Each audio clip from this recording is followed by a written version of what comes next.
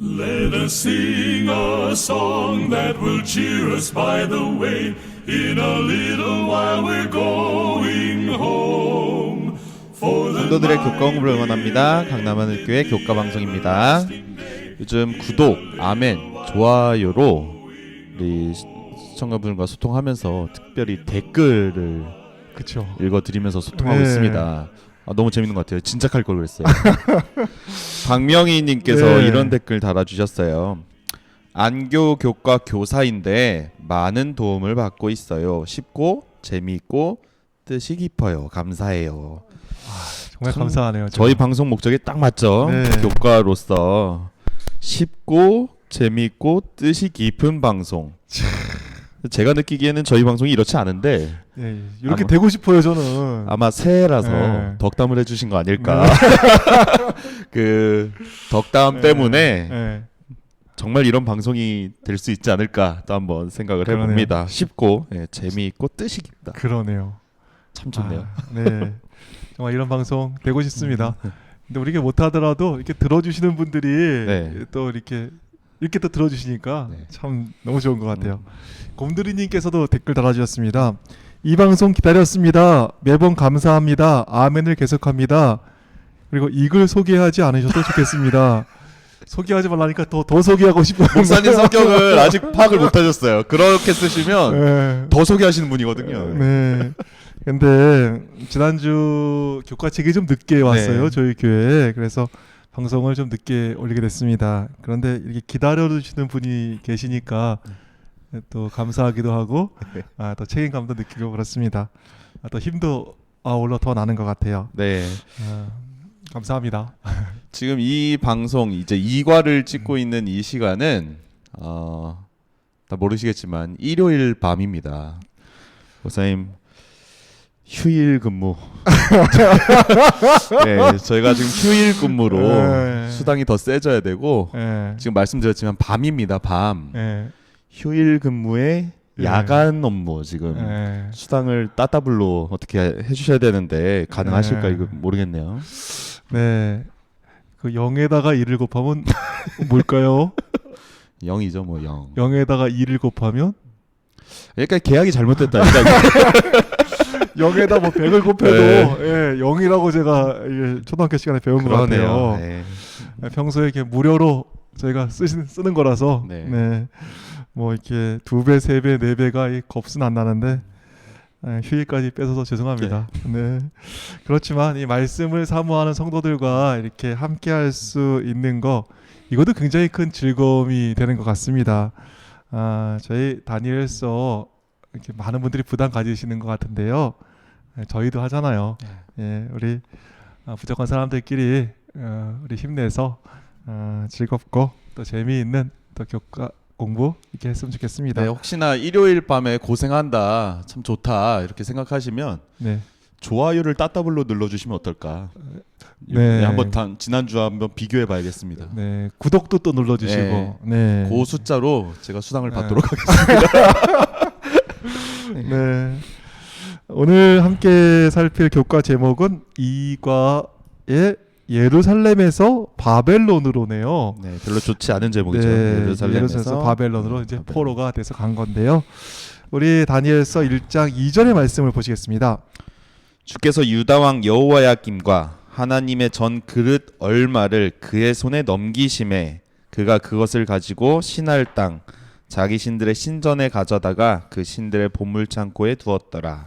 네, 여기 다니엘서 1장 2절을 잘 이해하는 것은 이 다니엘서의 배경을 살피는데 아주 요긴한 일이 되겠습니다. 일요일 교과의 말씀처럼 다니엘서는 패배라는 침울한 기록으로 시작하게 됩니다. 유다는 느부갓네살에게 항복을 했고 하나님의 성전의 그릇들은 예루살렘에서 신할 땅에 있는 그 이방 신들의 신전으로 옮겨지게 되었습니다. 신할 땅의 이방 신들의 그 신전으로 옮겨졌다고 했는데 신할 땅이 어떤 곳이죠? 창세기 11장 2절에 보면 이런 말씀이 있습니다. 이에 그들이 동방으로 옮기다가 신할 평지를 만나 거기 거류하며. 네, 이 사건은 신할 땅에 하나님을 대적했던 바벨탑이 세워졌던 그러한 기록이 되겠습니다. 그런데 예전에 바벨탑이 세워졌던 곳에 신들의 신전에 이제는 하나님의 성전에 있던 그릇을 강탈당하는 것처럼 보여서 이렇게 이방 신들의 신전에 그릇을 갖다 놓게 된 것입니다. 하늘의 탑을 쌓아 이렇게 닿게 하겠다는 바벨탑 건설의 시도는 실패했습니다. 그런데 시간이 흘러서 느부갓네살과 그 땅에 거하는 신들이 이스라엘과 언약을 맺은 하나님을 이긴 듯한 인상을 받게 되는 것이지요.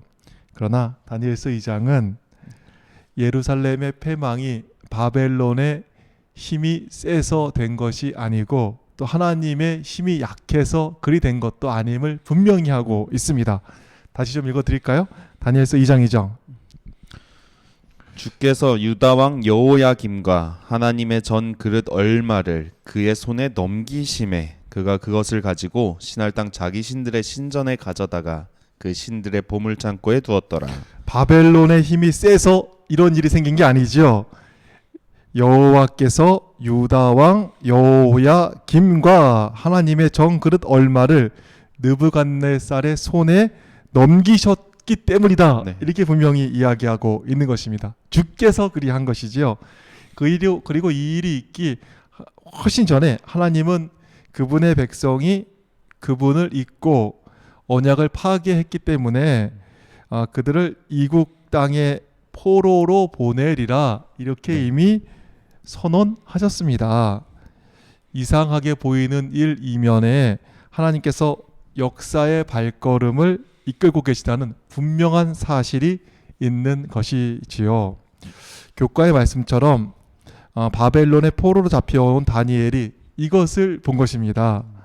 바벨론의 군사력이 세서 일이 된 것 아니고 또 뭐 하나님이 힘이 약해서 일이 된 게 아니고 우리 하나님께서 세계 역사를 여전히 주관하고 계시는구나. 네. 이것에 대한 믿음이 있었던 것입니다. 강력해 보이는 바벨론의 군사력을 넘어 또 연약해 보이는 자신의 그 여러 환경을 넘어 세상 역사를 주관하시는 하나님을 바라보면서 이렇게 믿음을 지키는 10대 소년들 이 모습을 보니까 참 감동이 됩니다. 이 10대 소년들의 이 믿음이 우리의 믿음 되면 얼마나 좋겠습니까? 정말 이 바벨론의 그 침공에 이렇게 수사당하는 예루살렘처럼 이 세상의 도전은 강력합니다. 또 그런 세상에 맞선 우리는 한없이 약해 보이는 것이 현실입니다. 또 교회는 점점 약해지는 것 같고 성도들은 정말 더 많이 흔들리는 것만 같습니다. 정말 세상이 우리를 이길 것만 같은 이때입니다. 그러나 여전히 세상을 주관하시는 분은 누구실까요? 하나님. 네. 우리 하나님께서 세상을 주관하고 계십니다. 세상의 여러 환경을 볼 것이 아니라 세상을 주관하시는 우리 하나님 바라보셨으면 좋겠습니다. 이렇게 보면은 정말 이게 이 환경을 바라보면 망하는 것 같아요. 이 하나님을 바라봐야 되는 것 같죠. 그래서 그 가나안을 정복할 때 예전에 그 여리고성을 정복하고 오히려 그 작은 성 아이성에서 패한 적이 있습니다. 왜 실패했을까요? 우리 여호수아 7장 3절에 이런 말씀이 있습니다. 여호수아에게로 돌아와서 그에게 이르되 백성을 다 올라가게 말고 2-3천 명만 올라가서 아이를 치게 하소서. 그들은 소수니 모든 백성을 그리로 보내어 수고롭게 마소서 하며. 여리고 성도 우리가 깨우셨는데 요 조그만 성에 뭐 이렇게 힘쓸 거 있겠냐고 2-3천 명만 올라가자. 아이성에 그렇게 올라가자 얘기하는 것입니다. 승리 후에도 미안하지만 우리는 여전히 약한 것입니다. 승리는 우리가 강해서 그리 된 것이 아니라 하나님께서 강해서 승리한 것이지요. 뭐라고요? 승리는 우리가 강해서 승리한 것이 아니라 하나님께서 강해서 승리한 것입니다. 승리했지만 우리는 여전히 별 볼 일 없는 존재인 것입니다. 너 대단해. 너 같은 사람 없어. 이건 가당치 않은 이야기입니다. 승리는 우리가 강해서 된 것이 아니라 하나님께서 강해서 된 것입니다. 그러기에 이렇게 뭐 센 것 같은 이 조건 바라보면서 으쌰으쌰하는 거 이건 참 망하는 지름길이죠. 좋은 환경 바라보고 이렇게 정말 마음 놓고 있으면 아이 손꼴 나는 것입니다. 반대로 나쁜 환경에서 또 환경 가운데 그것 때문에 눌리는 것도 역시 망하는 일입니다. 다니엘은 어떻게 했습니까? 잡혀가고 또 성전의 그릇, 뭐 이방 신들의 성전으로 옮기는 것 이런 거 다 보면서도 그런 암담한 역사 속에서도 상황 대신에 하나님을 바라보잖아요. 역사를 주관하시는 하나님을 바라보는 것입니다. 이렇게 시선이 좋으니까 눈이 바뀌니까 또 승리하는 것을 우리가 보면서 우리가 자꾸 조건이나 상황 바라볼 것이 아니라 역사를 주관하시고 우리 삶을 여전히 주관하시는 하나님 바라봐야겠다. 이런 좀 분명한 생각을 하게 되는 것이지요. 네, 저희가 어디를 바라봐야 승리할지를 알려주는 또한 여러 가지 이야기들이 있습니다. 우리 리차드 범브란트 루마니아의 목사님은 공산 치하에 18년 동안 혹독한 감옥 생활을 했습니다. 뭐 그냥 18년 동안 감옥 생활을 했다 말씀드렸지만 사실 뭐 공산 치하에서 말도 못할 어려움을 겪으셨겠죠. 그렇죠. 그렇지만 이 목사님 무너지지 않았어요. 그래서 그 이후에 그 비결을 묻는 사람들에게 범브란트 목사님은 이렇게 말했다고 합니다. 나는 감옥에서 창틀을 바라본 것이 아니라 창틀 너머에 있는 아름다운 별들을 바라보았다. 그 갇힌 상황에 빠져 있지 않은 거죠. 그러네요. 창틀 너머에 아름다운 별들을 바라보았기 때문에 그러네. 무너지지 않을 수 있었습니다. 쇠창살 본 게 아니라 네. 쇠창살 너머에 아름다운 별들을 바라봤구만요. 야. 우리 순교의 장소에 섰던 바울도 무너지지 않았다는 거 잘 알고 계실 겁니다. 이유가 뭘까요? 사도행적은 이렇게 이야기합니다. 로마 시민은 고문형에 처할 수 없기 때문에 바울은 참수형을 선고받았다. 그러나 그는 순교의 장소에 설 때 형리의 검이나 곧 그의 피를 받을 땅을 보지 아니하고 그 여름날의 조용하고 푸른 하늘을 통하여 영원하신 하나님의 보좌를 바라보았다. 그러니까 뭐 지금 당장 죽게 된 그 환경이 아니라 조용하고 푸른 하늘을 통하여 세상의 역사를 주관하시는 하나님의 보좌를 바라보니까 순교의 자리에서도 무너지지 않고 승리하는 아멘. 것입니다. 지금 세상도 하나님께서 주관하고 계십니다. 창살을 넘어 별을 바라보시고 또한 현실의 이 어려운 환경을 넘어서 여전히 세상 역사를 주관하시는 우리 하나님의 보좌를 바라보는 우리 모두가 되기를 바랍니다. 정말 이거 나올 때만 너무 좋은 것 같아요. 이 말씀. 형리의 검이나 그의 피를 받을 땅을 바라보지 않고 여름날에 조용하고 그 푸른 하늘을 통하여 영원하신 하나님의 보좌를 바라보았다. 세상 역사를 주관하시는 하나님을 바라보니까 이 순교의 자리에서도 굳건히 서게 되네요. 네. 이런 믿음 우리의 믿음 되었으면 좋겠습니다. 네, 오늘 교과에 있는 이제 1장에 있는 말씀 잘 살펴보도록 하겠습니다. 포로로 잡혀온 다니엘.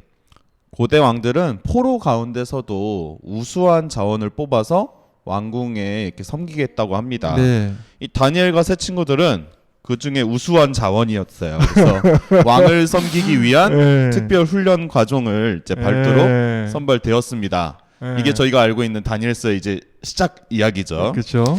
다니엘서 1장 4절을 보시면 그들에게 갈대아 학문을 가르치게 하고, 그러니까 우수한 자원에 자기들의 학문을 가르치게 합니다. 저도 학생을 가르치는데 참 다니엘과 세 친구 훌륭한 일을 계속 해내잖아요. 그렇죠. 근데 갈대아 학문을 배우면서 그렇게 훌륭한 신앙인이 되는 거죠. 저는 삼육 교육을 하고 있는데 바벨론의 교육을 받아도 시선이 어디 있냐에 따라서 위대한 신앙인으로 자라는 것을 보면 그러네요. 좀 한 가지 더 생각을 하게 됩니다. 뭐 교육을 통한 이런 동화책뿐만 아니라 계속해서 동화책을 쓰는데 문화를 통한 동화책을 쓰게 됩니다. 그래서 이름을 바꾸죠. 잘 아시는 대로 이방 신들을 경외하는 이름을 지어서 아예 이름을 다르게 부르게 됩니다. 네. 다니엘은 원래 이름 뜻이 하나님은 나의 재판장이시다라는 뜻이었는데 벨드사살로 이름을 바꿉니다. 벨이 그의 생명을 보호할 것이다. 여기 벨은 바벨론 최고의 신, 그러니까 바벨론 신이 널 보호할 것이다. 뭐 이런 뜻으로 이름을 바꾸게 되고요. 하나냐, 여호와는 은혜로우시다 해서 사드락, 뭐 뜻은 분명히 알 수 없으나 뭐 달신을 경배하는 자, 뭐 이런 뜻으로 이름이 바뀌게 되는 것입니다. 야, 달신 경배자. 뜻이 네. 완전히 네. 바뀌는 거죠. 미사엘, 누가 하나님께 속하였는가 이런 뜻에서 메삭, 포도주의 여신에게 몸 바친 자. 그러니까 이 문화 동화책이라 네. 아예 이름 자체를 네. 바벨론에 어울리게 뜻을 바꾸고 있어요. 네. 마지막 아사랴는 여호와께서 도우신다였는데 아벤느고 네. 바벨론의 주이신 이 마르둑의 아들 나브신의 종이다. 이 나브신의 종 이렇게 불리는 것입니다. 네. 근데 여기서 또 끝나는 게 아니죠. 뭐 이름만 네. 바꿔서 딱 끝냈으면 또 견뎠을지 모르는데 계속해서 동화책을 씁니다. 네. 기회와 형통이라는 동화책을 씁니다. 이 부분은 현재 살고 있는 저희에게도 참 많은 것을 그러네요. 일깨워주는 장면인 것 같아요. 포로로 잡혀온 10대 히브리 소년들에게 남들이 부러워할 만한 최고의 환경을 제공하는 것입니다. 그러네요. 월요일 교과의 말씀에 있죠. 신분을 상승시키고 포로로 왔지만 신분이 상승되고 번영을 누릴 수 있는 기회를 제공하는 것입니다. 저희에게 비춰봐도 이런 기회를 잡았다가 스스로 놓는다는 거, 이게 얼마나 어려운 일인지 생각해 보게 됩니다. 그러니까요. 정말 이게 뭐 뺏어가는 것도 어렵지만 진짜 이 기회를 딱 주고 야 이번에 잘하면 잘 될 네. 거야 할 때 그 기회를 이렇게 놓친다는 것이 정말 얼마나 어려운 일인가요. 이 많은 신앙인들이 이 주어진 기회에 발목이 잡혀가지고 정말 이 믿음이 흔들리는 걸 많이 봤습니다. 많은 청년들이 학교 가기 전에 믿음을 정말 잘 지키는 것을 많이 봤습니다. 그런데 좋은 대학교에 가니까 그 좋은 학교에 매여가지고 신앙생활이 안 되는 거예요. 뭐 MT 가고 뭐 어디 가고 그렇게 좋은 건 또 토요일 날 다 하는지 레포트 또 써야 된다고 뭐 교수님 만나야 된다고 뭐 친구 만나야 된다고 또 교회 생활 잘하는 사람이 또 직장이 어떻게 또 좋은 직장이 된 거예요. 복을 주시니까. 그렇게 직장 생활하기 전에는 교회 생활 잘하는 사람이 좋은 직장 주시니까 꼭 직장 떨어질까봐 또 교회도 못 와요. 그 직장에서 해고되기도 진짜 어려운 건데 그러면 그냥 벌벌 떠는 거예요. 직장에서 잘못될까봐. 결혼하기 전에 믿음 생활 정말 잘하는 사람 많이 봤습니다. 그런데 이 결혼하고 나가지고 이 가정에 매이니까 또 아무 일도 못 하더라고요. 오죽하면 처녀 믿음 믿을 게 못 된다 이런 얘기가 있잖아요. 정말 처녀 믿음 믿을 게 못 되는 것입니다. 이 결혼해가지고 그냥 애라도 하나 놓으면 애한테 매여가지고 아무 일도 못 하는 거예요. 정말 뭐 애에 매여가지고 뭐 교회 생활 뭐 할 수가 없는 거예요. 그러면 또 뭐 나이 좀 들면 잘할 것 같은가요? 나이 들어보세요. 이 손자 봐주느냐고 또 아무 일도 못 하시더라고요. 야, 이 또 금지옥엽 이 아들보다 뭐 더 귀하다, 더 이뻐 보인다 그러니까 이 손자 봐주느냐고 그냥 아무 일도 못 하시더라고요. 손자 크면 뭐 할 것 같죠? 이제는 허리도 굽고 힘도 빠지고 또 아무 일도 못 하는 것입니다.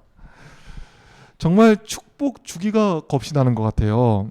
학교를 주니 학교에 매이고 직장을 주니 직장에 매이고 좋은 사람 주니 또 사람에 매이고 자녀를 주니 자녀에 매이고 돈 주고 시간 줘 보세요. 또 놀러 가기 바빠요. 또 사업 유지하기 바쁘고 그런데 번영을 누릴 기회가 왔는데 그 모든 것에 발목 잡히지 않고 그것을 기꺼이 잃는 것을 각오하면서 정말 이렇게 믿음으로 전진했던 이 다니엘과 세 친구들 이 10대 청년들을 생각하니까 정말 가슴 뭉클해집니다. 네, 저도 이번에 다니엘서를 다시 보면서 예전엔 그냥 그렇게 회유되는 거를 믿음으로 뜻을 네. 정하여 이렇게 했던 네. 거를 제가 그 상황이라고 생각해 보니까 더 와닿는 게 있었어요. 포로로 잡혀간 네. 상황. 그 상황에서 성공할 기회. 근데 그 성공하는 길이 되게 쉬워 보였거든요. 네. 그냥 말만 잘 들으면 돼. 맞아요. 하지만 그런 뭐 교육을 통한 거, 또 뭐 문화를 통한 거, 또 이렇게 기회를 주고 하는 뭐 이런 회유들을 다 제시했던 바벨론을 뭐 다 이렇게 잘 넘어가지 않고 마지막에는 음식을 통해서도 회유를 하는데 그런 것들을 이겨내네요, 진짜. 이 모습이 단순하게 그냥 이겨냈다라고 하기엔 정말 큰 일이더라고요. 네. 왕의 음식을 먹는다는 것, 네. 예, 성경의 원칙으로는 뭐 이제 가려지지 않은 음식이었습니다. 교과는 이렇게 얘기하고 있습니다. 왕의 음식을 먹는다는 것은 왕에 대한 전적인 충성과 의존을 의미한다. 그러니까 뭐 사실 왕의 음식을 아무나 먹었겠습니까? 네. 그 시대에도. 그러니까 함께 밥 먹는 식구로서 왕에게 충성을 다하고 또 왕의 음식 먹으면서 전적으로 왕에게 의존하겠다, 이런 삶을 살겠다는 표현이 되는 것이죠. 거기에 그 음식들은 사실 이제 신들에게 이미 바쳐졌던 것이기 때문에 그 음식을 먹는다는 것은 왕의 예배 질서를 수용하고 또 참여하겠다, 이런 뜻이 포함되어 있다고 교과는 이야기하고 있습니다. 그래도 그것만 먹으면 찬란한 미래가 있거든요. 네. 그 찬란한 미래를 기꺼이 포기하고 우리 다니엘과 친구들은 다음과 같이 행동을 합니다. 다니엘서 1장 8절. 다니엘은 뜻을 정하여 왕의 음식과 그가 마시는 포도주로 자기를 더럽히지 아니하리라 하고 자기를 더럽히지 아니하도록 환관장에게 구하니.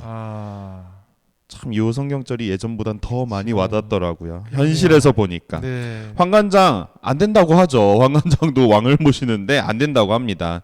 또한 그런 관원의 입장을 이해하고 다니엘은 더 나아가서 제안을 하게 됩니다. 다니엘서 1장 12절로 있는 말씀입니다. 청하오니 당신의 종들을 열흘 동안 시험하여 채식을 주어 먹게 하고 물을 주어 마시게 한 후에 당신 앞에서 우리의 얼굴과 왕의 음식을 먹는 소년들의 얼굴을 비교하여 보아서 당신이 보는 대로 종들에게 행하소서 하매 그가 그들의 말을 따라 열흘 동안 시험하더니 열흘 후에 그들의 얼굴이 더욱 아름답고 살이 더욱 윤택하여 왕의 음식을 먹는 다른 소년들보다 더 좋아 보인지라. 그리하여 감독하는 자가 그들에게 지정된 음식과 마실 포도주를 제하고 채식을 주니라. 채식을 주니라. 에덴에서 하나님께 제공하신 채식을 먹게 되는 것입니다. 네. 세상이 주는 기회를, 그 찬란한 미래를 잃을 것을 감내하고 하나님을 택한 결과 어떻게 되었을까요? 저희는 그러면 되게 불안해서 망할까봐 염려하는데 네. 하나님께서 그 귀한 믿음의 청년들을 잊지 않고 붙잡아 주신 것을 볼 수 있습니다. 감사하네요. 그 결과, 이런 일들을 하나님께서 어떻게 챙겨주셨는지 17절로 있는 말씀입니다. 하나님이 내 소년에게 학문을 주시고 모든 서적을 깨닫게 하시고 지혜를 주셨으니 다니엘은 또 모든 환상과 꿈을 깨달아 알더라. 왕이 말한 대로 그들을 불러들일 기한이 찼으므로 환관장이 그들을 느부갓네살 앞으로 데리고 가니 왕이 그들과 말하여 보매 무리 중에 다니엘과 하나냐와 미사엘과 아사랴와 같은 자가 없으므로 그들을 왕 앞에 서게 하고 왕이 그들에게 모든 일을 묻는 중에 그 지혜와 총명이 온 나라 박수와 술객보다 10배나 나은 줄을 아니라. 우리 하나님 참 좋으신 것 같아요. 우리 하나님 참 좋으시죠. 믿음대로 살려고 했던, 기꺼이 미래를 포기하서라도 그 믿음을 지키고자 했던 청년들을 하나님께서는 이렇게 붙들어 주시는 것입니다. 정말 다니엘과 새 친구들, 이 귀한 학생이라고 해야 할까, 청년이라고 해야 될까, 이 젊은이들의 얘기를 살펴보면서 예전에 제가 책에서 썼던 이야기가 하나 생각나네요. 한번 좀 읽어드릴까요? 네. 몇 해 전 조상익이란 재림 청년이 아산병원 인턴으로 들어가게 된다. 그 청년은 과장님이 주는 술을 거절한다. 인턴에게 과장님은 얼마나 힘이 있어 보였겠는가. 과장님들의 평가에 성적이 결정되고 진로가 바뀌니 인생을 좌지우지할 수 있는 사람으로 보이기도 했을 것이다. 그런데 그 청년은 적당히 타협하며 바알들과 아스라들을 섬겼던 이스라엘 자손처럼 살지 않았다. 술잔 들어 섬기고 주는 술 비워가며 비위 맞춰 살지 않았다.